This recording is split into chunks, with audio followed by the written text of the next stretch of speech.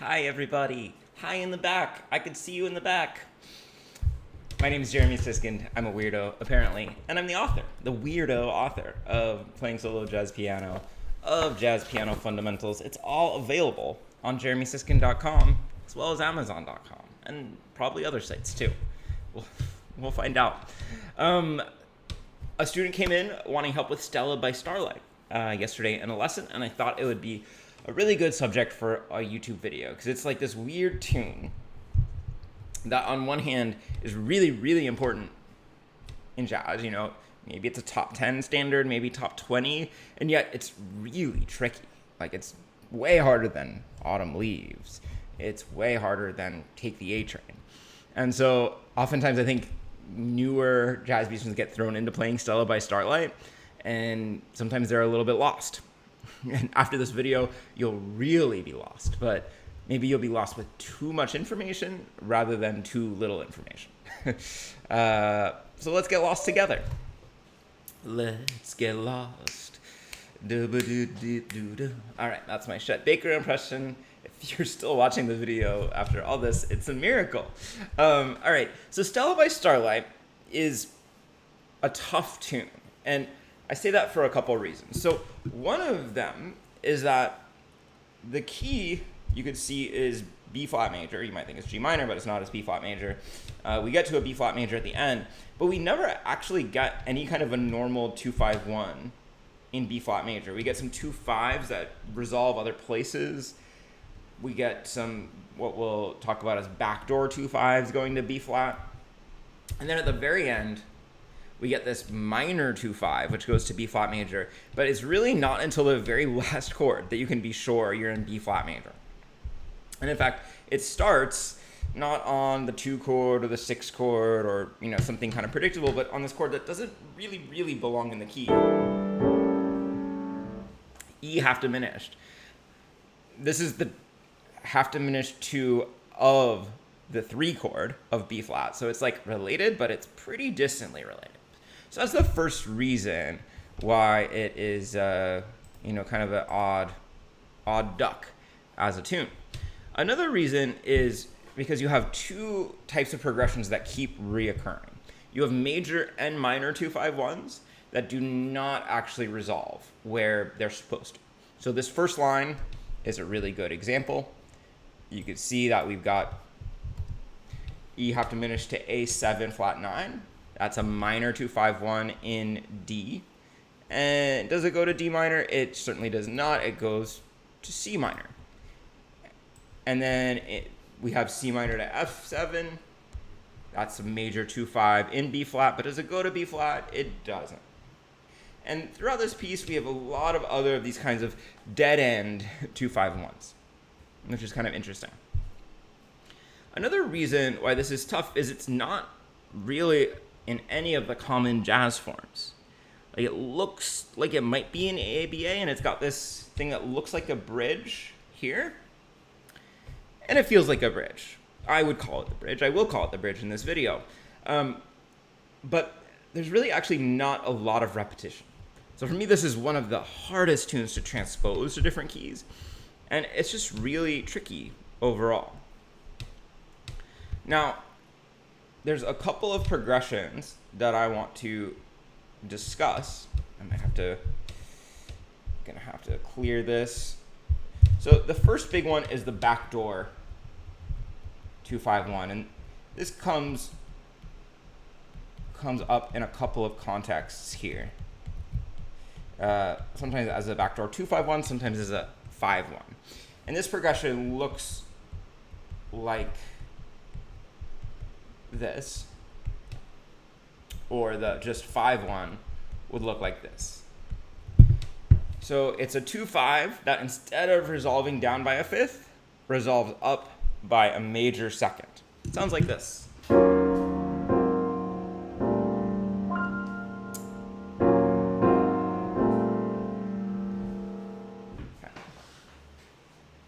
Now, if you know some basics of jazz theory and chord scale theory, you would say we should use E flat Dorian, and then A flat Mixolydian.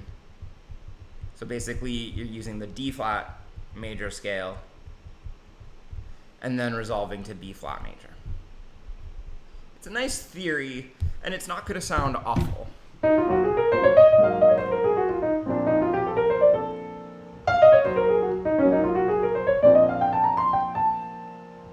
So that's a good first step, but most sophisticated musicians are not going to do that.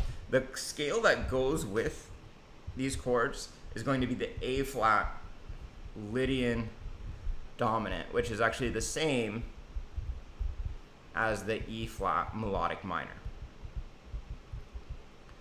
And so this is a scale, excuse me, that, well, let's talk about the Lydian dominant. Lydian means it has a sharp 4, dominant means it has a flat 7. So we'd have A flat, B flat, C, D, E flat, F, G flat, A flat. And so this scale is acting as a bridge between this E flat minor sound, which has the G flat, and this B flat major sound, which has a D. So we're figuring out how to accommodate both sounds, how to marry these two different key centers into a single scale.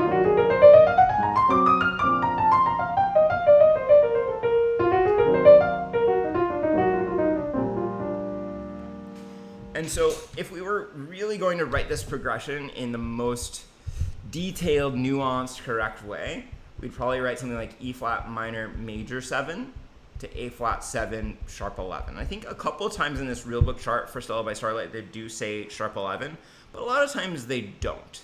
Let's see. Yeah, so in the bridge, when we're hanging out on that chord for a little while longer, and when the melody has the sharp 11th, they do notate that sharp 11th. So the melody here is D, the sharp 11th.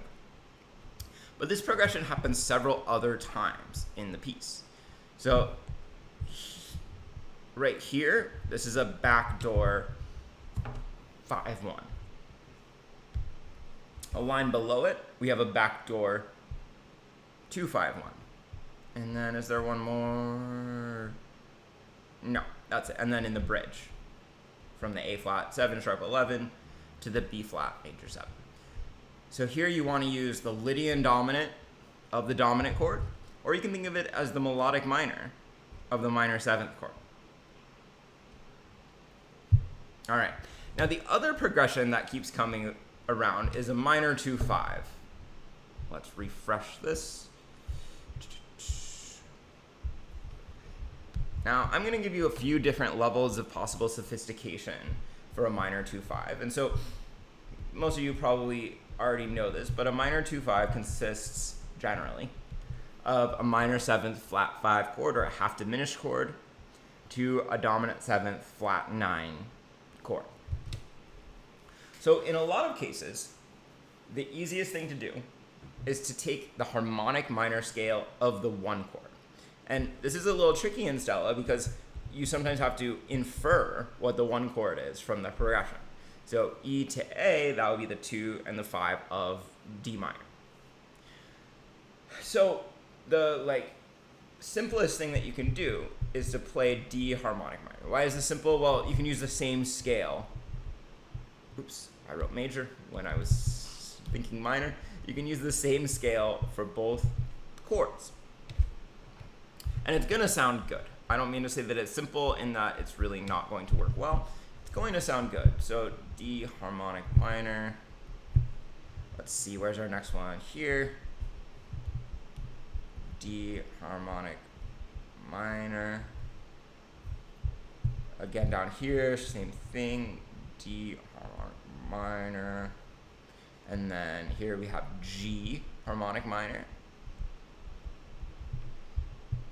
And then down lower, again, we're doing D, C, and then here it would be B flat. So let's see how that sounds in context. Sounds really nice, I think.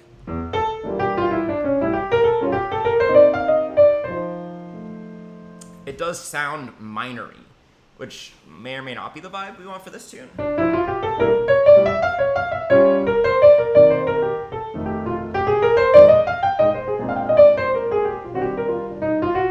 Here's the B flat major, line 3.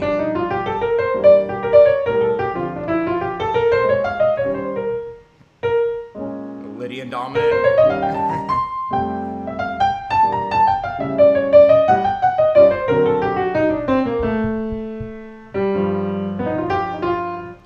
And then we get to the bridge. So those harmonic minor scale, that's a nice simple but effective, I should say, way to get through those changes. And you really only have 4 different harmonic minor scales. You have D, G, C, and then B flat. Let me play the last A section for you, because that is where we have quite a few coming one right after the other.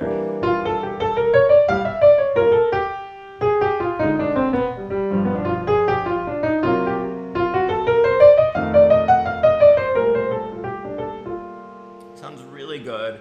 I'll do it one more time.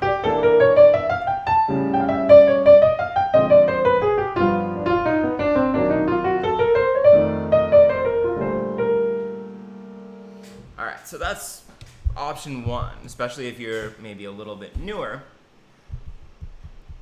Now, devil's advocates would say, that's all well and good, but that first progression, and many of these progressions aren't actually targeting minor chords, right? We're going E minor, A7, C minor, right? It's going a different direction. And it also sounds maybe slightly traditional, those harmonic minor scales. That's up to everybody's personal palates. But another way that we can do this is we can take E Locrian natural 2, or so as we call it, E Locrian raised 2. So the Locrian raised 2 of the half diminished, and then the altered scale of the 5. So in this case, these are going to be different scales. But one of the things that's nice about these, first of all, they avoid the minor sound of the harmonic minor. They also avoid that weird kind of gypsy sounding augmented second in the middle of the harmonic minor scale. And they're going to sound a little bit more modern.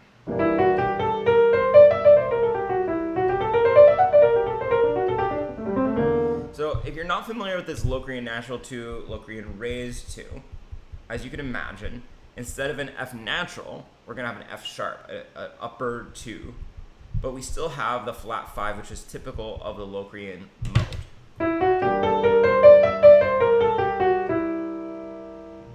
And this sounds less minor because we have F sharp, which is actually in D major.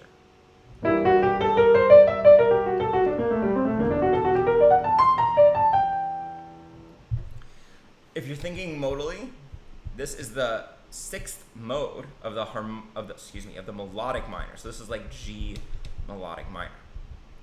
And we would follow that up by the A altered scale. The altered scale, sometimes known as the Locrian, as the super Locrian, or the diminished whole tone. And this is the 7th mode of the melodic minor. So this is B flat melodic minor. So if you're not familiar with these scales already, this is getting much harder to find these modes of the melodic minor for each new chord. But this is going to be a little bit more colorful from a jazz perspective.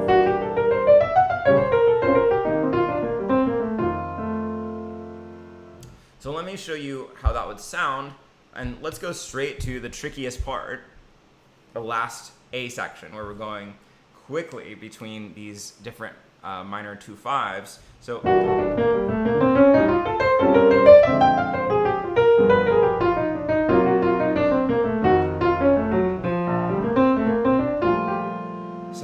more colorful, more switching. A altered, D Locrian raised 2, G altered, C Locrian raised 2, F altered. That's a mouthful. Let's do it again. E Locrian raised 2, A altered, D Locrian raised 2, G altered, C Locrian raised 2, F altered. I'll do it in rhythm. 1, 2, 3.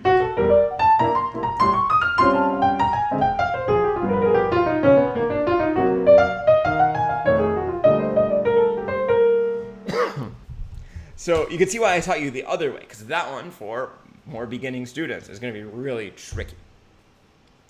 Now, there's one chord in here that we have not addressed. I mean, there's more than one, but one that probably needs to be addressed, which is the very beginning of what you could probably call the bridge, G7 sharp 5.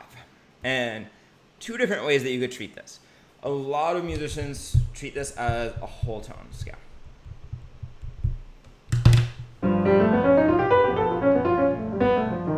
I mean, it's rare that we get this dominant 7th sharp 5 for 2 whole measures, so it's a great time to use your G whole tone scale.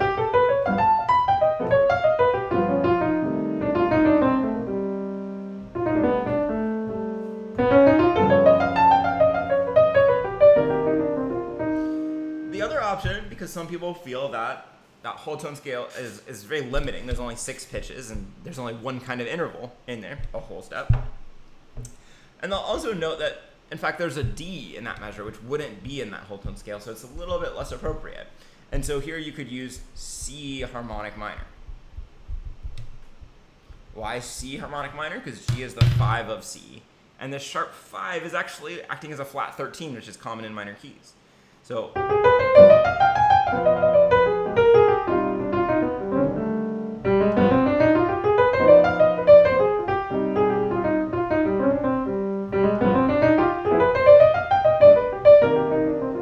you can hear those are really different sounds between the whole tone,